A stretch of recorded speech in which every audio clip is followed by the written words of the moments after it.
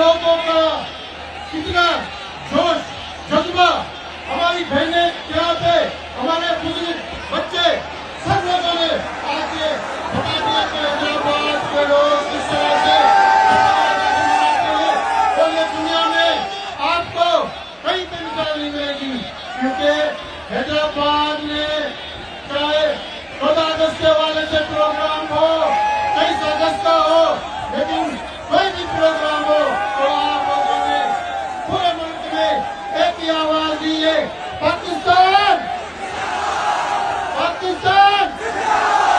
Pakistan.